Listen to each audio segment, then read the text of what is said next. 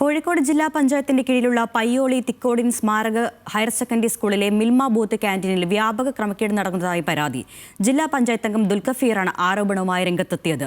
2022 ക്രമക്കേടുകൾ ശ്രദ്ധയിൽപ്പെടുത്തിയെങ്കിലും ഒരു നടപടിയും ഉണ്ടായിട്ടില്ല എന്നും ആരോപണം. നിയമവിരുദ്ധമായാണ് സ്കൂൾ PTA മിൽമ ബൂത്ത് സ്ഥാപിച്ചതെന്നും ഇതിൽ അഴിമതിയുണ്ടെന്നുമാണ് ജില്ലാ പഞ്ചായത്ത് അംഗത്തിന്റെ ആരോപണം. 3 വർഷങ്ങൾക്ക് മുൻപ് തന്നെ ക്രമക്കേടുകൾ ഭരണസമിതിയുടെ ശ്രദ്ധയിൽ കൊണ്ടുവന്നതാണ്. പല ഭരണസമിതി മീറ്റിംഗുകളിലും നിരവധി തവണ ശ്രദ്ധയിൽപ്പെടുത്തിയിട്ടും ഇതുവരെ യാതൊരു നടപടിയും സ്വീകരിച്ചിട്ടില്ലെന്ന് ജില്ലാ പഞ്ചായത്ത് അംഗം ദുൽഖഫീർ പറഞ്ഞു. ഇത് ഇന്നലെയും പറഞ്ഞ കേസല്ല. ഞാൻ ജില്ലാ പഞ്ചായത്ത് മെമ്പറായി വന്നതിന് ശേഷം ഞാൻ ആദ്യമായി ഈ വിഷയം ശ്രദ്ധയിൽപ്പെടുത്തുന്നത്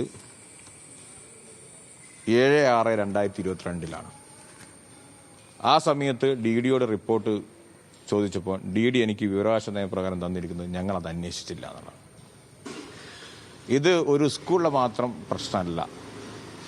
കോഴിക്കോട് ജില്ലയിലെ 45 സ്കൂളിലും PTA മാനുവൽ പ്രകാരം ക്യാൻറ്റീനും മിൽമ ബൂത്തും നടത്താനുള്ള അധികാരം PTAക്കില്ല. ഉദ്യോഗസ്ഥരെ സമ്മർദ്ദം ചെലുത്തിയും തെറ്റിദ്ധരിപ്പിച്ചും ഡിവിഷൻ മെമ്പറുടെ അസാന്നിധ്യത്തിൽ മീറ്റിംഗ് കൂടി ഒരു മാനദണ്ഡവും പാലിക്കാത്ത മിൽമ ബൂത്തിന്റെ വാടക ജില്ലാ പഞ്ചായത്തിലേക്ക് അടപ്പിച്ച് നിയമവിരുദ്ധ പ്രവർത്തനമാണ് പ്രസിഡന്റ് ഉൾപ്പെടെയുള്ളവർ നടത്തിയിരിക്കുന്നതെന്നും ദുൽഖഫീർ പറയുന്നു. എന്നാൽ ഇത് അടിസ്ഥാനരഹിതമാണെന്നും തികച്ചും രാഷ്ട്രീയ പ്രേരിതമായ ആരോപണമാണെന്നും ജില്ലാ പഞ്ചായത്ത് പ്രസിഡന്റ് വ്യക്തമാക്കി. ഈ ദുൽഖി മെമ്പർ ഉന്നയിക്കുന്ന എല്ലാ കാര്യങ്ങളും ശരിയെന്ന രീതിയിൽ നമുക്ക് പോകാൻ കഴിയില്ല. കാരണം ഓരോ യോഗത്തിൽ വന്ന് ഓരോ വിഷയം ഉന്നയിച്ച് ഭരണസമിതിയെ അപകീർത്തിപ്പെടുത്തുക എന്നുള്ളതാണ് ദുൽഖി മെമ്പർ ഉദ്ദേശിക്കുന്നത്. പക്ഷേ അത് നടക്കുന്നില്ല എന്നുള്ളതാണ് വസ്തുത.